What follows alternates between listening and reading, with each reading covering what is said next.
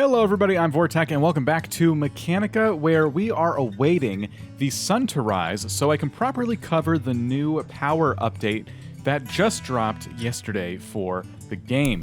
Now, I'm really excited. A whole bunch of stuff has been added, but because it's dark, I'm going to stick to the menus for now and then show you everything little by little. This is going to be kind of a broad overview kind of video, and I'm going to go more in depth on power items as I build out my base in future videos. But today, just a quick overview. So first huge change, aside from the power itself, is you'll notice that the crafting window has completely updated. There are things I like about this and things I don't, but essentially everything's been reorganized into these handy little tabs.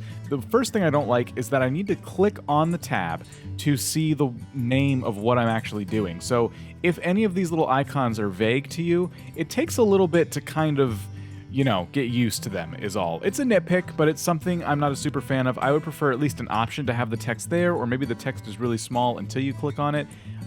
Again, a nitpick. The other thing I'm not a huge fan of is the way the crafting kind of works.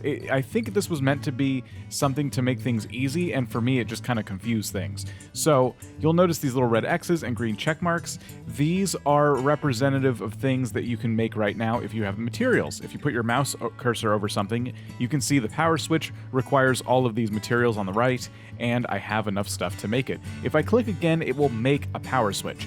But I don't want to make the power switch. I already have one because I already fell for this. Usually, I'm used to scrolling my mouse over something and then clicking immediately to read the description. So it's nice that I don't have to do that, but I had to rewire my brain a little bit because I kept accidentally crafting stuff, like the power switch. I think if it had been like a little button down here to confirm, like, I want to craft, that would have been a little bit easier to comprehend. Again, another nitpick and something I should just kind of shut up about and rewire my brain, but I wanted to point it out. But overall, I think this crafting menu adjustment was a step in the right direction. And as I wait for the sun to come up, a few other small notes here on the new update. If you hit escape, the game properly pauses now. There's a robot moving way back here. Maybe you can kind of see it. If I hit escape again, it continues moving, and then it stops. So the game now pauses when you expect it to, which is great. Plants and grass now sway in the wind. We'll see that, I'm sure, a little bit later as we walk around. And we have improved visibility of translucent building materials. I'm assuming a translucent building material is a window on a building, but I'm not quite sure. Maybe you guys can tell me in the comments if I'm wrong, but I think that's what that means. The sun is starting to rise, and one of the things we need to make power poles is wood. I'm not used to needing wood for a lot of recipes, and there is that grass swaying there, really subtle. I really like that. There's also more trees and rocks added to the map, but we can now hold down the mouse button to chop the tree, which is a much needed improvement. Same goes for mining. Before you had to click every individual chop, and now we can just kind of zone out a little bit as we cut down trees. So I'm going to gather just a little bit of wood here, and that should get me by for a little while. There we go. So it's all rolling down the hill, which is fine. I'll just collect this real quick. The first thing I want to play with real quick is the solar panel. So you'll notice it's on right now. That means it is generating power because the sun is up. And the other thing to note about the solar panel is that it generates power around a specific time and needs to be exposed to light. So a solar panel that provides 100 power between 6 a.m. and 6 p.m. does not generate power outside of this time and requires exposure to sunlight. So you can't just put this inside and expect it to work. It needs to be exposed to the sun. So all you need to do is you can hit E to create a line. You'll notice you have this line that's following you now, and you just hook it up to everything that you want to have generating, you know, power. And you also note that the line came and just went in one single direction. So everything goes through this turret and then goes to this turret, which is kind of interesting. And it would also seem that this turret is not... No, okay, it's not on. I didn't have it turned on. So the power can work directly from the solar panel, and that's cool. Or, more wisely, we could link this up directly to this battery box here. Now, the battery has a couple options. It's off right now. We can also hit E, and it will charge, and we can hit an E again on this yellow button, and it will be, what did it say? So, provide power. Okay, if we hit E, it provides power here, E, charge, and then off. Okay, I want to charge it. So, what I'm going to do is I'm going to create a line from the battery to the solar panel. And now that solar panel is charging the battery. From here, what I would like to do is hit E and connect one to this turret. I'm going to cancel that. I'm going to hit E here and connect one to this turret. And that way, it's one singular track that I can follow. Oh, boy. I guess they see something.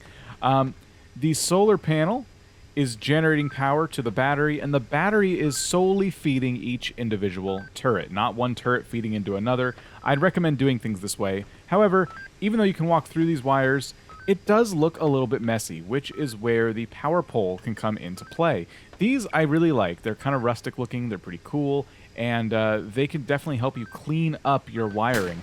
They're kind of low, if you ask me. I kind of wish they stood a little bit taller, but you can put them wherever you need to help manage your cables. Like we can put it right here, for example. So I really like that. What I also really love is that I can finally actually use turrets, because turrets really ate through a lot of batteries. I didn't like leaving them on a whole lot. A turret, to me, is something that should kind of just run throughout the course of the day. Like this, we have a robot that is approaching. They're not in a very good position at all. I'll move them, but we have a robot approaching, and I want the turrets to hit the robots while I'm in my base crafting things. I don't want to have to think about turning on the turrets. So the fact that they can run off this system now, as long as it's daytime, they will constantly have power. And as long as you do the math, you'll never run out. So one solar panel can generate 100 power during the day, and each turret consumes 20, and it takes 50 to start charging the battery. So this solar panel can stand to be hooked up to another battery, and then the battery could provide power to the turrets. This is all going to be something you can kind of math out. But, I mean, I think in theory that means I can probably plug in these other two turrets. But you can't go through the building. This is where a power pole can also come into play. So we can pop this down here and create a point in which the power pole can link our turrets. So I'm going to come from the power pole to both turrets, and now these sentries should both have enough power, except they don't. Interesting. I wonder where I went wrong. Again, math. And I'm still learning this stuff for myself. What's interesting is as soon as I hit provide power, those turrets turned on. Okay, so I guess that gives us a clue as to why that wasn't working. There was enough power in the system when this was charging to power these two turrets, but not all four. So you can tell it to provide power, and then it's not going to get as much charge, but everything is on. I would probably recommend one solar panel for, you know, 2 turrets maybe. They're not super, super expensive, as you can see here. The last thing I want to talk about today is the generator. This was just another alternative power source that was added to the game, and I think this one we all kind of saw coming because the vehicle engines, for example, can take fuel or battery power. So it makes sense. It stands to reason that one of the ways we can generate power for our base is just through fuel. So if you're like me and you set up an auto crafting, yikes, I almost killed myself. If you set up an auto crafting setup for fuel, then yeah, you can go ahead and, you know, use fuel to power your base. And the other thing I wanted to point out too, I already turned off my buddy bots for today because I was just trying to, you know, get everything set up for the video and they were kind of getting in the way. These can also be hooked up to a power source, to an alternative power source. And I don't know how that's going to play out with the distance that I have my buddy bots running, but that'll be something to test for a future video. But everything now has a little power node on it. Anything that would require batteries, you now have the option to plug an actual power source into. But of course, we can still use batteries if we so choose. Okay, I didn't get hit. All in all, this is an incredibly exciting update for Mechanica. Holy crap! Jeez. Okay, I didn't turn on the Tesla coil because I didn't create a power source for it yet. As you can see, my work is cut out for me. There's a lot that needs to be done, and every time an update comes out, my base needs to be rethought completely. So in a future video, I'm going to be trying to do some housekeeping. As you guys have been aware, I haven't been able to make a whole lot of videos lately, so I'm going to try and turn that around. We'll see. But I do appreciate you coming by and checking out this update video. I'm going to go more in depth on these things again in upcoming videos here, hopefully this week, if not into next week. I'll see you guys around. Don't forget to subscribe if you haven't already.